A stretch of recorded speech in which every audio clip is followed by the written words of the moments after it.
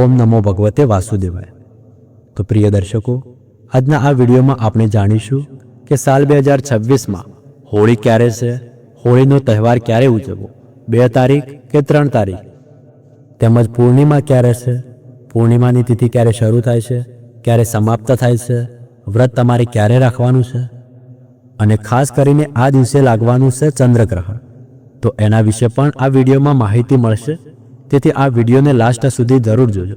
જો આ વિડીયો ગમે તો એક લાઇક કરી લેજો, કોમેન્ટમાં જય શ્રી કૃષ્ણ અથવા જય હર હર મહાદેવ લખવાનું ભૂલતા નહીં। તો ચાલો આજનો વિશેષ વિડીયો શરૂ કરીએ। મિત્રો, ફાગણ માસની પૂર્ણિમા પર જે ચંદ્રગ્રહણ લાગી રહ્યું છે તેના કારણે હોળીની તિથિમાં ફેરફાર કરવામાં આવ્યો છે।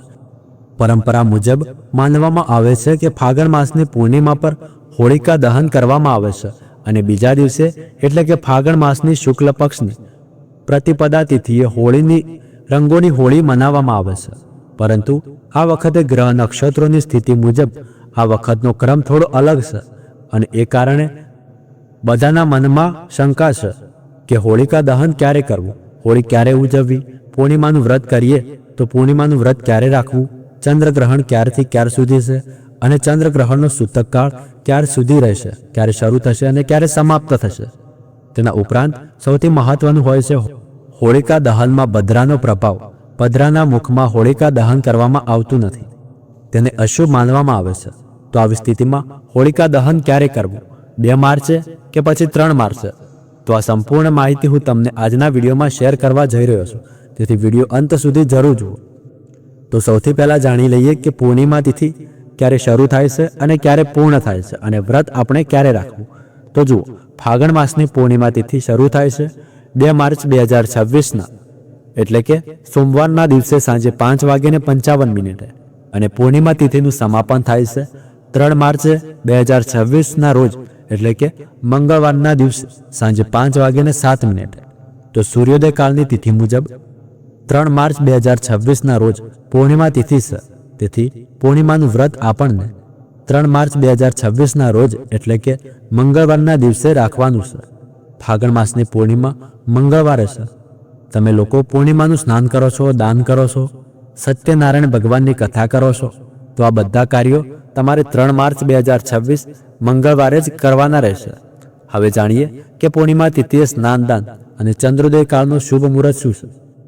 તો જુઓ, 3 માર્ચે સૂર્યોદય કાળનો સમય સવારે 6:50 છે અને સૂર્ય અસ્તનો સમય સાંજે 6:26 છે અને બ્રહ્મ મુહૂર્તનો સમય સવારે 5 વાગ્યાથી 6 વાગ્યા સુધીનો છે। તો પૂર્ણિમાએ સ્નાન કરવાનું શુભ મુહૂર્ત સવારે 5 વાગ્યાથી લઈને 6 વાગ્યા સુધી છે। આ સમયે તમે સ્નાન કરી શકો છો, દાન કરી શકો છો, પૂજા કરી શકો છો, કારણ કે પૂર્ણિમાનું સ્નાન દાન બ્રહ્મ મુહૂર્તમાં કરવું શ્રેષ્ઠ માનવામાં આવે છે।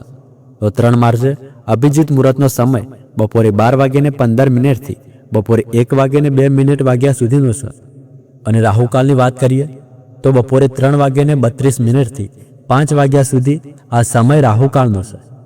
અભિજીત મુહૂર્તમાં તમે કોઈ પણ શુભ કાર્ય તો કરી શકો છો, પરંતુ રાહુકાળમાં કોઈ પણ શુભ કાર્ય શરૂ ન કરવું જોઈએ। પૂર્ણિમાના વ્રતમાં ચંદ્રમાના દર્શન, પૂજન અને અર્ઘ્ય આપવાનું ખૂબ મહત્વ હોય છે, એટલે કે ચંદ્રમાની પૂજા કરીને જ વ્રત ખોલવામાં આવે છે।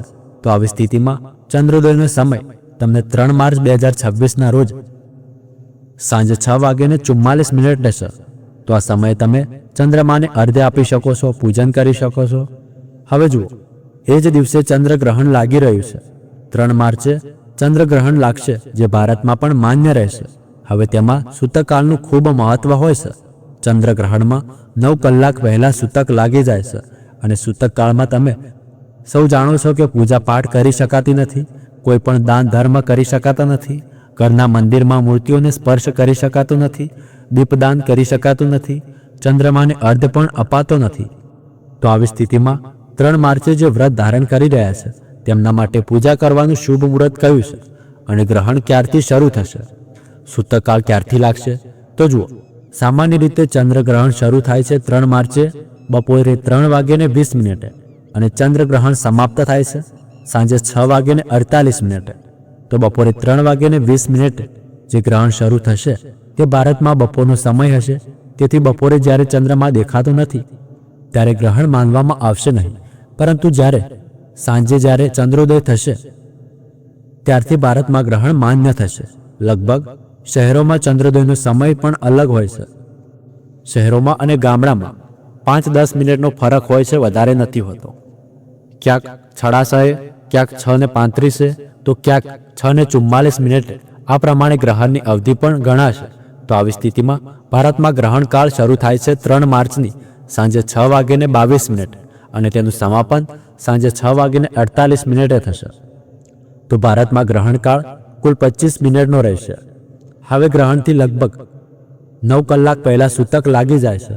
તો આવી સ્થિતિમાં સવારે 9:40 ગ્રહણનો સૂતક કાળ માનવામાં આવશે. જો તમે ભારતમાં રહો છો તો ભારતવાસીઓ માટે સૂતક સવારે 9:40 શરૂ થઈ સાંજે 6:48 પૂર્ણ થશે. તેથી જે ભક્તો વ્રત રાખે છે, પૂજા કરે છે, તેઓ સવારે 9:40 પહેલા એટલે સૂતક શરૂ થાય તે પહેલા પોતાની પૂજા પૂર્ણ કરી લે. જો તમે સત્યનારાયણ ભગવાનની કથા કરો છો તો આ કાર્ય પણ સવારે કરવું, સૂતક શરૂ થાય તે પહેલા. ઉપરાંત જો તમે પૂર્ણિમાનું દાન કરો છો, પૂજા કરો છો, મંત્ર જપ વગેરે જે પણ કાર્ય કરવાનું હોય તે સવારે 9:40 પહેલા પૂર્ણ કરી લો. ઠીક છે. અને પછી જ્યારે સાંજના સમયે સૂતકકાળ સમાપ્ત થશે, ગ્રહણ પૂર્ણ થશે, ત્યારે સ્નાન કરો, ઘરનું શુદ્ધિકરણ કરો અને પછી ચંદ્રમાને અર્ધ આપવાનું છે. અને હોળિકા દહન પૂર્ણિમાના દિવસે જ કરવામાં આવે છે, પરંતુ હોળિકા દહનમાં ભદ્રકાળનું ધ્યાન રાખવામાં આવે છે. શાસ્ત્રો મુજબ ભદ્રકાળમાં હોળિકા દહન કરવું નહીં. તો 2 માર્ચ 2026ના રોજ જ્યારે પૂર્ણિમા તિથિ શરૂ થાય છે ત્યારે જ ભદ્રકાળ શરૂ થઈ જાય છે અને ભદ્રકાળ સમાપ્ત થાય છે 3 માર્ચ 2026ના રોજ સવારે 12:50. તો આવી સ્થિતિમાં હોળિકા દહન ક્યારે કરવું? તો જુઓ, આ વખતે હોળિકા દહન માટે તમારે 2 શુભ મુહૂર્ત મળી રહ્યા છે. એક તો 3 માર્ચે વહેલી સવારે 12:50 થી લઈને સવારે 2:02 સુધી, એટલે કે રાત્રિમાં જ થશે. આ સમયમાં હોળિકા દહન કરી શકાય છે. અને બીજા મુહૂર્ત સાંજે જ્યારે ચંદ્ર ગ્રહણ પૂર્ણ થશે, સૂતકકાળ સમાપ્ત થશે, ત્યારબાદ સ્નાન વગેરે કરીને પછી હોળિકા દહન કરવામાં આવશે. તો આ 2 મુહૂર્તોમાં હોળિકા દહન થશે. પોતાની સુવિધા મુજબ અલગ અલગ સ્થળોએ અલગ અલગ સમયે હોળિકા દહન કરવામાં આવશે. એટલે કે ઘણા સ્થળોએ 2 માર્ચે રાત્રે 12:50 થી 2:02 વચ્ચે થશે અને ઘણા સ્થળોએ 3 માર્ચે સાંજે ચંદ્રગ્રહણ સમાપ્ત થાય એ પછી થશે. પરંતુ આ વખતે સમય આ રીતે મળી રહ્યો છે કારણ કે ગ્રહણ લાગી રહ્યું છે. તેથી રંગોવાળી હોળી એટલે કે ધૂળેટી પણ 4 માર્ચે ઉજવાશે. તમારે ત્યાં હોળિકા દહન ક્યારે થઈ રહ્યું છે કોમેન્ટ બોક્સમાં જરૂર જણાવજો. અને હોળીથી 8 દિવસ પહેલા હોળાષ્ટક શરૂ થઈ જાય છે. તો મિત્રો, આ હતી આવનારી હોળી ક્યારે છે એની વિશેષ વિડીયો. તો તમને આ વિડીયો કેવો લાગ્યો કોમેન્ટ કરજો. જો તમારો કોઈ પ્રશ્ન હોય તો એ પણ તમે અમને કોમેન્ટમાં પૂછી શકો છો. તો આજના વિડીયોમાં આટલું જ. મળીએ આગળના વિડીયોમાં. ત્યાર સુધી ધન્યવાદ. રાધે રાધે.